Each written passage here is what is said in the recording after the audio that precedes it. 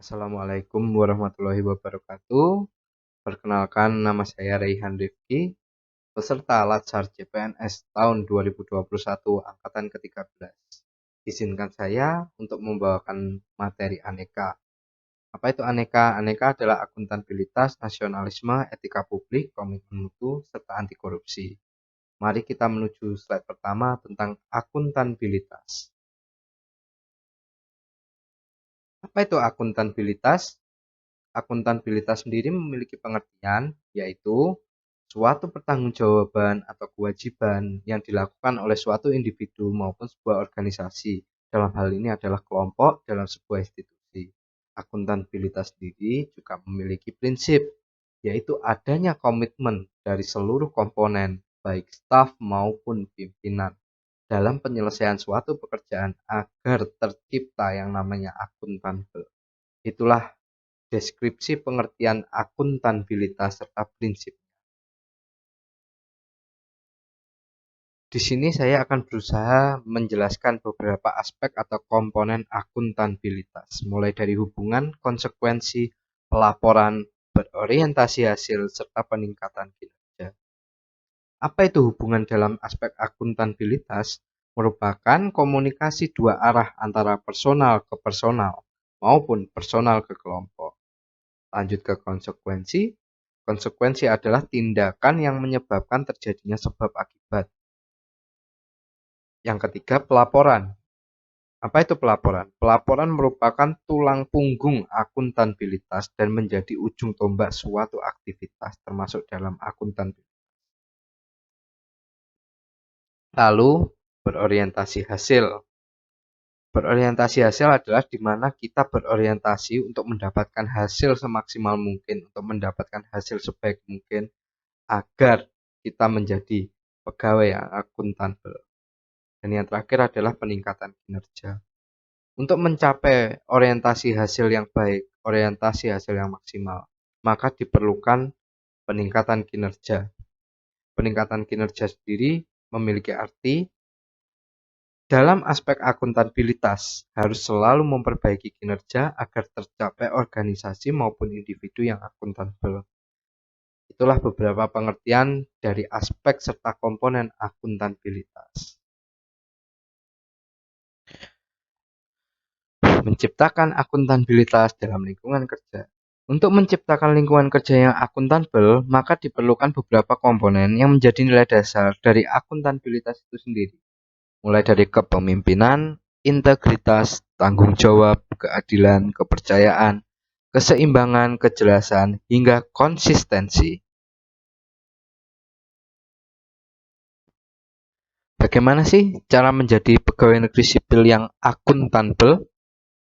Seorang pegawai negeri sipil harus mampu mengatasi masalah-masalah serta mengambil pilihan yang tepat ketika terjadi konflik kepentingan. Tidak terlibat dalam politik praktis, melayani warga secara adil dan konsisten dalam menjalankan tupoksi, tugas pokok dan fungsi. Untuk bagian kedua, mari kita lompat ke nasionalisme. Arti nasionalisme sendiri adalah paham atau ajaran untuk mencintai bangsa dan negara. Artinya, setiap warga negara Indonesia haruslah memiliki kesamaan cita-cita dan tujuan, sehingga setiap warga negara bisa merasa setia, terlebih pada negara dan bangsanya sendiri. Dalam kata lain, setiap warga negara wajib menanamkan rasa jiwa nasionalisme pada bangsanya sendiri. Indikator nasionalisme sendiri terbagi menjadi 5. Ketuhanan, kemanusiaan, persatuan, kerakyatan, serta keadilan sosial. Lalu, bagaimana sih penerapan nasionalisme sebagai seorang pegawai negeri sipil? Di sini saya sudah merangkum 5 poin bagaimana penerapan nasionalisme sebagai seorang PNS yang dapat kita teladani dan dapat kita lakukan sehari-hari. Yang pertama, mulai dari selalu menjunjung tinggi nilai-nilai Pancasila. Yang kedua, mengikuti kegiatan di kantor dengan tertib. Yang ketiga, melayani masyarakat sebaik mungkin. Yang keempat, selalu mematuhi tata tertib sebagai ASN maupun sebagai warga negara Indonesia. Yang kelima, mendukung program pemerintah demi kesejahteraan masyarakat. Itulah penerapan nasionalisme sebagai seorang PNS yang dapat kita teladani dan kita laksanakan sehari-hari. Mari kita etika publik. Apa itu etika publik? Etika publik adalah suatu refleksi tentang norma yang menjadi tolak ukur baik atau buruknya, benar atau salahnya suatu sikap atau perilaku untuk mengarahkan kebijakan publik dalam rangka untuk melayani publik. Memiliki beberapa fungsi. Yang pertama, sebagai tolak ukur baik buruknya, benar salahnya suatu perilaku. Yang kedua, sebagai landasan bertindak dalam sebuah kehidupan kolektif yang profesional. Yang ketiga, untuk menjaga citra suatu lembaga atau institusi. Apa sih nilai dasar etika publik menurut Pasal 4 Undang-Undang ASN? 1. Memegang teguh nilai-nilai ideologi dalam negara Pancasila. Yang kedua, setia serta mempertahankan Undang-Undang Dasar 1945 Negara Kesatuan Republik Indonesia. Yang ketiga, menjalankan tugas secara profesional dan tidak berpihak. Netral. 4. Menunjukkan atau menciptakan lingkungan non-diskriminatif, baik di lingkungan rumah, di lingkungan warga negara, dan juga di lingkungan kantor sebagai aparatur sipil negara. Yang keempat, ada komitmen mutu. Apa itu komitmen mutu? Komitmen mutu merupakan pemahaman konsep mengenai efektivitas, efisiensi, inovasi, dan mutu penyelenggaraan pemerintah.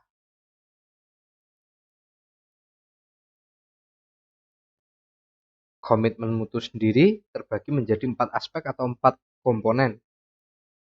Yang pertama adalah efektivitas, dan yang kedua efisiensi, yang ketiga mutu penyelenggaraan pemerintah, dan yang terakhir adalah inovasi. Kita mulai penjelasan dari efektivitas. Apa itu efektivitas? Yaitu memaksimalkan, mendayagunakan sebuah usaha untuk mendapatkan tujuan, untuk mendapatkan hasil, untuk mendapatkan target yang diharapkan tepat waktu. Itulah efektivitas. Jadi seefektif mungkin kita bekerja, seefektif mungkin kita berusaha sesuai target dan untuk mendapatkan hasil yang tepat waktu. Dan yang kedua, efisiensi, yaitu mencapai tujuan yang optimal, cepat, tepat, serta sesuai keinginan dengan meminimalisir sumber daya yang dikeluarkan seefisien mungkin, yaitu meminimalisir sumber daya yang kita keluarkan. Yang ketiga adalah mutu penyelenggaraan pemerintah. Mutu penyelenggaraan pemerintah sendiri adalah kita harus berorientasi dalam penyelenggaraan pemerintah dan pelayanan publik. Dan yang terakhir adalah inovasi. Inovasi merupakan suatu proses untuk mewujudkan atau mematangkan suatu pengetahuan yang kemudian disesuaikan guna mendapatkan nilai baru suatu produk, proses, atau jasa. Baiklah, mari berikutnya komitmen mutu sebagai ASN. Sebagai seorang ASN yang berfokus pada pelayanan masyarakat, kita harus berjanji menjaga mutu kinerja seorang ASN dalam pelaksanaan pelayanan publik dengan berorientasi pada kualitas hasil kinerja. Dan yang terakhir ada materi anti korupsi. Anti korupsi sendiri memiliki pengertian, yaitu suatu sikap dan perilaku untuk tidak mendukung adanya upaya untuk merugikan keuangan negara dan perekonomian negara. Dengan kata lain, anti korupsi merupakan sikap menentang terhadap adanya korupsi. Ciri-ciri korupsi.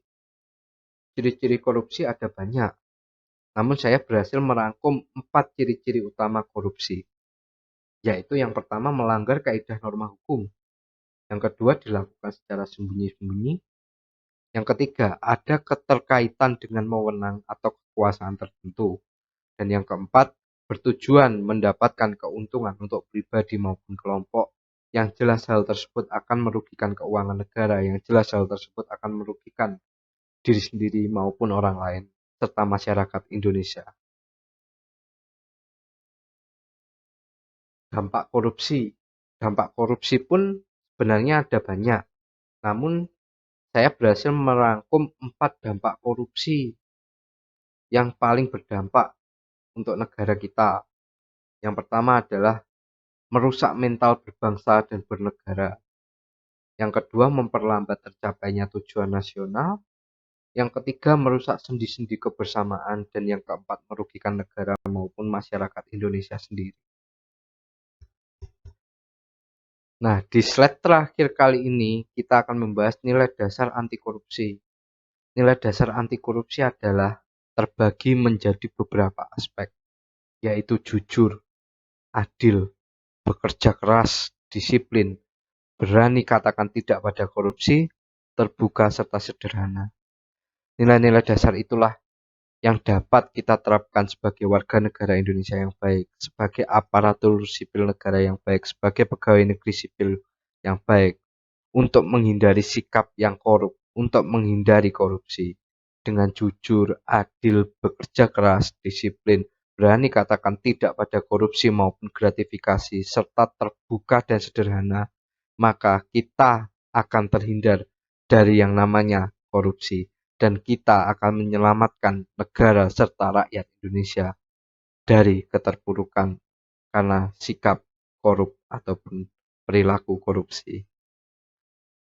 Demikian yang dapat saya sampaikan. Terima kasih. Mohon maaf bila ada kurang dan lebihnya.